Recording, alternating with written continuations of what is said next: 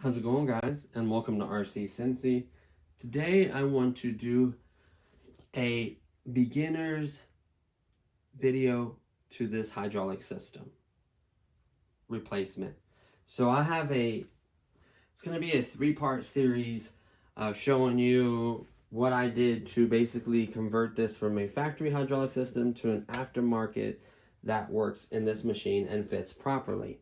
There is more work that has to be done, mainly minor adjustments and touch-ups, getting the cabin, hooking up the lights, putting the mirrors on, final details, and wiping and kind of cleaning everything.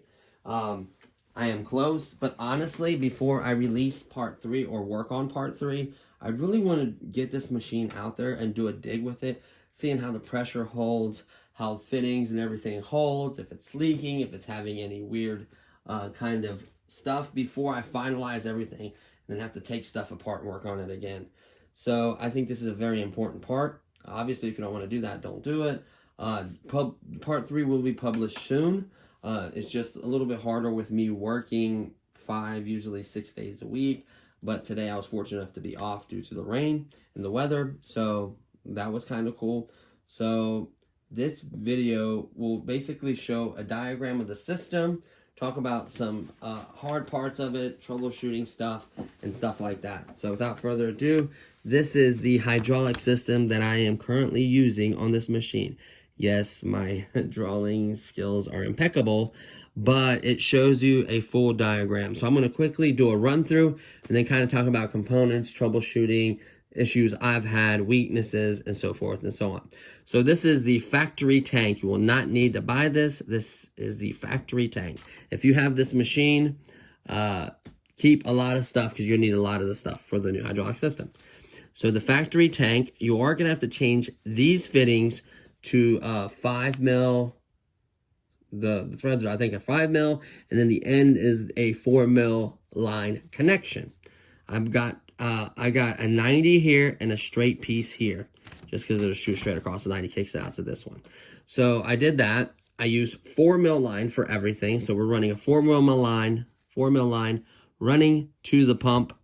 Now, the only thing that you really have to look up to see what your outlet is on your pump. This is going to decide which way everything flows. So on mine, the inlet is on this side. Well, depending which way you have a flip, that can change. So please, whenever you buy it, if you go to the page where you bought it from and click on the photos, it'll say inlet or outlet, buy it, whichever one it is. So please pay close attention to that. So inlet, we're feeding the tank inlet 4 mil line. Then we're going with 4 mil line to the T. And then we're splitting from this 4 mil T, we're splitting one that goes to the pressure gauge, which is going to decide how much pressure is going to be in the system. Leftovers is going to flow back to the tank so it's able to circulate and have a constant flow of nice fresh oil. And then the other one is going to go to this valve block, which is going to decide which control input comes in. That's the valve that opens and allows the cylinder to obviously open or close, and that's how it simply works. Leftover oil from that, once it opens and closes, is the only time it has leftover oil. Like if it opens, oil will flow through and it'll return back to the tank with this little wire T, whatever you want to use. They both connect into this, which connects into one return. Some tanks have 3 connections, which will make this a lot easier for you. With 3 connections, you go, with 3 connections, it just makes it more easier. Doesn't mean you can't run it this way. It just makes life a little bit easier. You don't have to use this right here. That's the valve block. Obviously, everything is 4 mil in my particular build. You can use larger diameters. That's fine. Whatever you like, as long as it holds the pressure and works, obviously. You have a total of 3 servos here. There'll be 6 fittings. They're on top of each other. I just did them this way so you can see them. They're on top. It'll be one feed, one return. One feed, one return for each channel. Very basic, very simple. The pressure gauge, some of them will have a screw-on gauge. I thought it came with it. Nope, you have to buy it separately. So you have to buy that gauge. I would like to get it just to see what kind of pressure I'm running so I can adjust that accordingly. I am currently running this in the lowest possible setting. I have it turned out so far that it almost is coming out. If I turn it a little more, it'll probably pop out. I did that because it had crazy amount of pressure. This pump's supposed to be 8 MPa. I'm not saying it runs that consistently or will hold that pressure, but in the test they showed in the video, it showed it capable of 8 MPAs, which is impressive. So that's something to think about. Obviously, you're going to have to get the connection right here from your old one. Your old one had the 3 little, didn't have no billets, right? It was just wires to the proprietary kind of a weird connection. You're going to have to cut that wire. You're going to need that connection. Use 3 more billet connections. You get rid of those and just connect the wires however you want to do it. Solder a little heat shrink over it, the little slide on the little heat shrink things you heat up with a lighter. However you want to make that connection, as long as it doesn't touch each other, doesn't short or anything like that, you're golden. The colors are the same, the wires are, so there should be no mix up there. Then obviously that will go to the ESC. From the ESC will go to your receiver, your 8-channel factory receiver. These will plug into the 8-channel factory receiver. Please take notes how you took stuff apart, like which channel went to what in order. It'll just make it easier. You can plug them in and find out. You can unplug them and change like the channels on the stick. So on your controller, hold on one second. Here's your controller. Whoops. And there's these gimbals. Up and down, left to right, and there's 1 channel per each direction. So this is your controller. The first 4 channels are dedicated for 1 channel. I don't know if it's which, you can switch it. So stick mode, it'll be like channel 1 and 1, and then 2 will be here. Another stick mode will be like channel 2 and 3, channel 4 and 1. Like you go to stick modes, it'll have 1 through 4. So you can choose how they're laid out, and then you can obviously unplug and plug them in. You can reverse channels if it's turning the wrong way, you don't like it. I have mine basically John Deere controls or cat controls, whatever you want to call it. So it's like the real thing when I get in that machine. That's what I'm used to. That's how I'm used to the controls. That's how like the 580 is. That's how like the 336 Kabolite is. That's how a lot of them are. The RC 4-wheel drive didn't come that way. I changed it so it is that control. It was a minor thing. I just hit stick mode, I think 3 or 4 or something, and it just switched where the channels were, switched them around. So this is like 1 channel going up and down. Channel 2 will go left to right. I'm not saying they're in this order, but that's how it basically works. Channel 3 and then channel 4 over here. So it's not very hard. You can obviously go into settings and switch the channels around depending on the stick mode. The machine has to be off for stick mode. You can also unplug the ESCs and plug them in different channels. While it's on, it's fine, as long as you do the correct polarity. And just figure out where you want the stick. Some people like where this arm is on this side. Some people like it on this side. Some people like the turn motor to be on this side. Just whatever you're into. Like, you can switch this around. That doesn't mean anything. It should perform the same on all channels. Now, if it's acting weird, it could be your ESC or your sub trim or trim allowing the performance. It could be like -80 instead of -100. It can be, you know, different trims. It can be one ESC is better than the other ESC.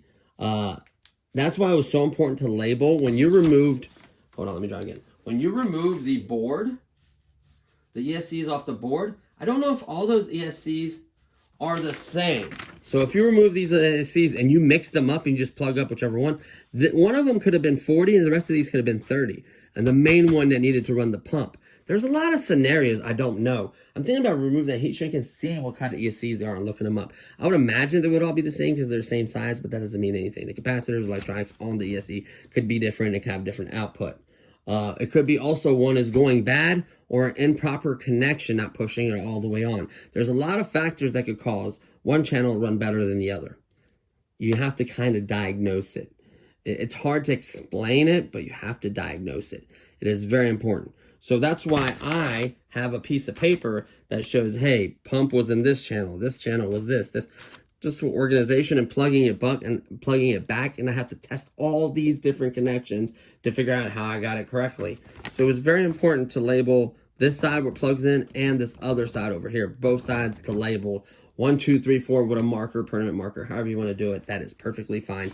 Tape, I don't care, but it's important to put them back because that one could have been programmed or whatever for a pump, right? And the other one's programmed to go for a motor, more linear. The other one might be toned down. I don't know.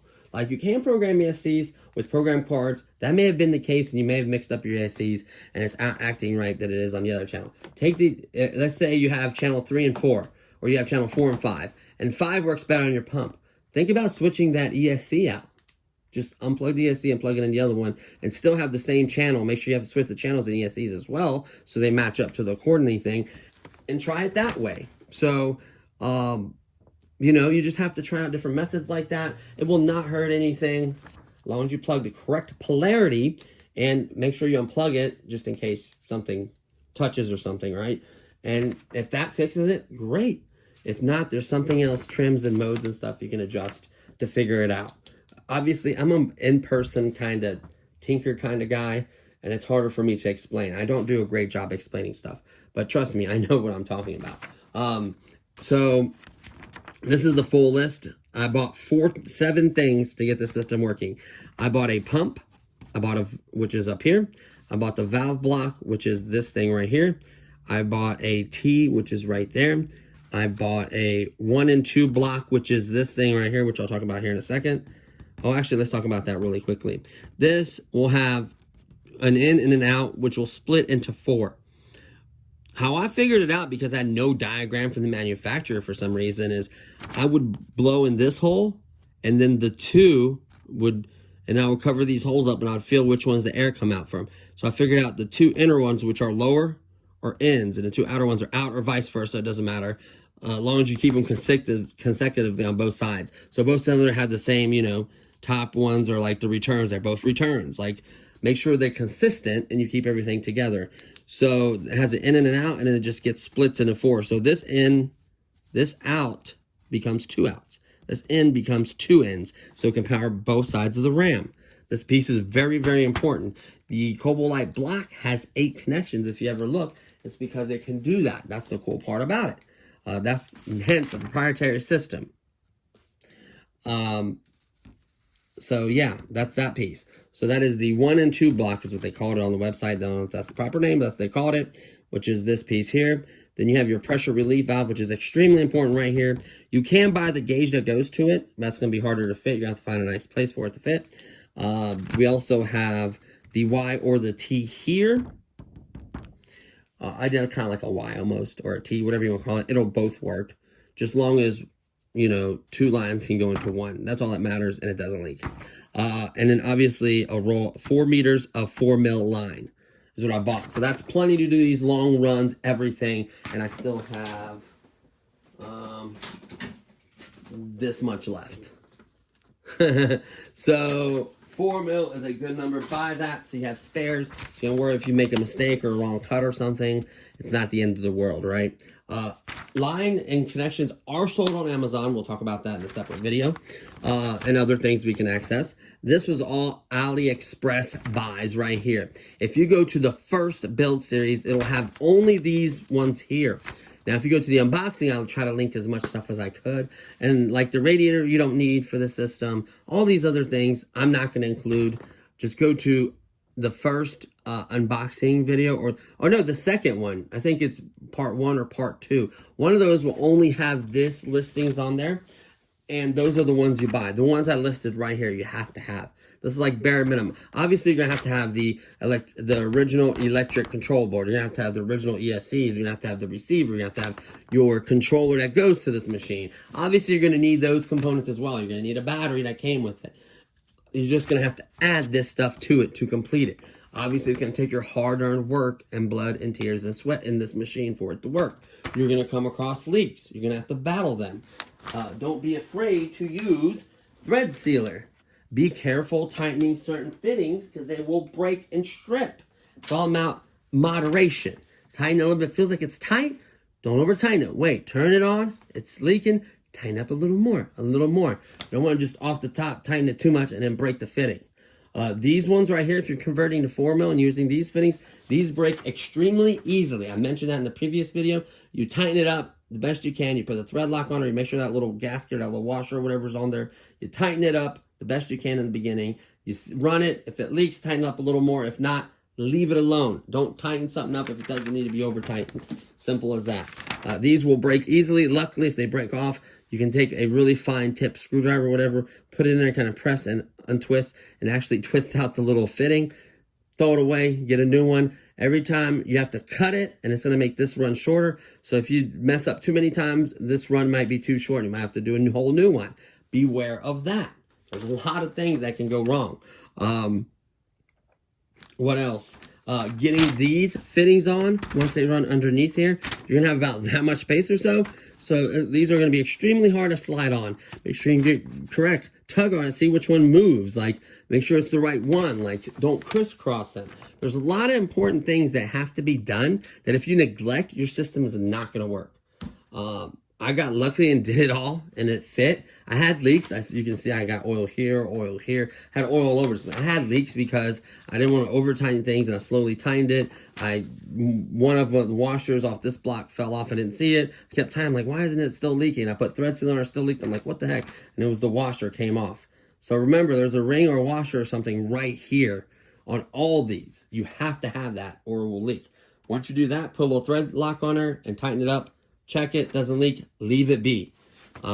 Pressing down and moving these wires and moving hoses and stuff can create leaks.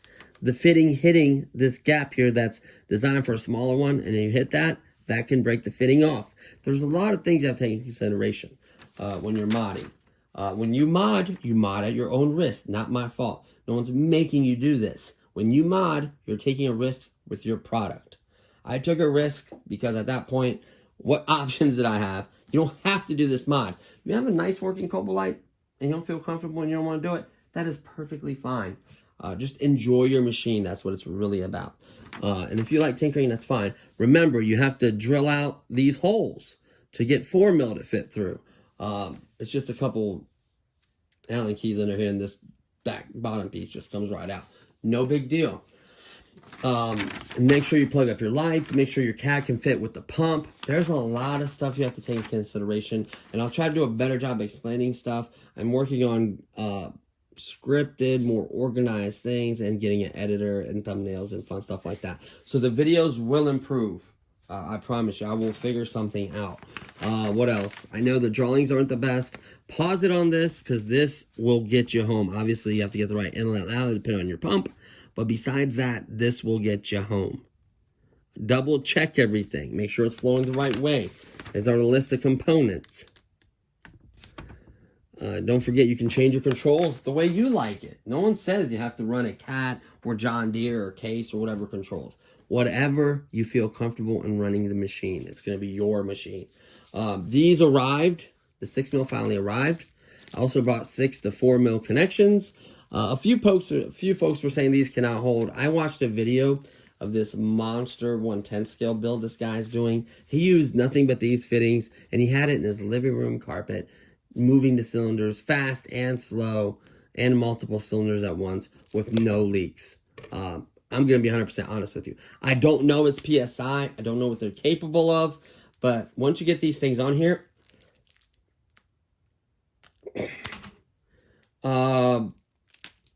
like you can see the line right there where it's grabbing. These tend to seal very well. I think it'll hold a good amount of PSI. I have no problem using it in mine. I know the part that I'm using it currently is only low return. Both low returns. I am going to use a 90 to get that bend lower, so the battery lid won't be up a millimeter, like literally, like, hopefully you can see that, literally like a millimeter like that, like barely like that, which you probably won't notice in videos. I'll notice it, but you probably won't. So I want to get this thing dialed in. I want to get the oil cleaned off of it. I want to put the mirrors, the lights, get everything hooked up. But first, it's going to go outside and get a test, make sure the flow, the way it behaves, no leaks, again, checking for everything. There's going to be touch-up. You see these scratches? Going to be touch-up paint all over this place, all over this thing, touching up little stuff here and there, cleaning it up. Just getting this to be I want this machine perfect. This machine has a lot of sentimental value. I want it perfect. So there is a lot of work there. Painting this quick disconnect. There's tons of other things I want to do. Check everything, make sure everything's tight, everything's working well. It's just important to me. Obviously, I have all these 6mm fittings with this line. I have this tank. I do have the other hydraulic system. I plan on tapping out and getting the screws out of the part that broke, putting it back together, having that basically get like a 30 amp ESC and like a 6-channel receiver, or just the receiver, any channel receiver, because I'll need one to test it, and just kind of maybe get an extra RAM or something, and just kind of test out the different channels and see how much flow or pressure the system can create, how well it's holding up, trying out other fittings, even though I'm going to try out some of these fittings. I know for a fact that guy was running at least 290 PSI. 100% he's running at least 20 bar or 2.0 MPa. I know he was running at least that. I don't know these limits. It could be 300, it could be 400, it could be 500, or it could be 190. I do not know. I know that mine doesn't leak in. Like I said, low pressure return. Technically, there's 2 low pressures going into one, but whatever. And it's going to be, one of these lines is going to be a pressure line that goes to the pressure gauge. So that's going to be a pressure one. So that's going to get an elbow to arc lower so the battery will clear better. I may order a T to be a little bit tighter to move this pump in a little bit further. So I don't have to do so much modding with the seating area. It should be able to, if you can make the right small cuts, you should be able to fit that, get that pump closer in so to clear. Check your fluid levels, make sure the fluid, if fluid seems to be gross or kind of nasty, change it out. You have typically, hopefully you're going to buy like a 1-gallon jug. That'll fill this thing so many times I can't even count. So honestly, just keep that in mind. Even if you have the one, if you're going to do the minor mods like the sound box, the stickers, the weight mod, and the quick disconnect, flush your system out. That didn't hurt that. It hurt it when I tried to change these lines out. One of the ones stripped on this side, literally the last one. So it's like, so I'm not telling you to mess with the hydraulic system. Literally take the lid off and dump it out. And do it again. Cycle it and dump it out. Do it a couple of times and get your fluid clean. That is very, very important to me. And it's better fluid, by the way. You can run AW32. You can run whatever you like. But honestly, the all-purpose seems to fit this machine well. I do run the Super S AW32 and the RC 4-wheel drive because that's what the manufacturer recommends. That way it kind of protects me. So that's important.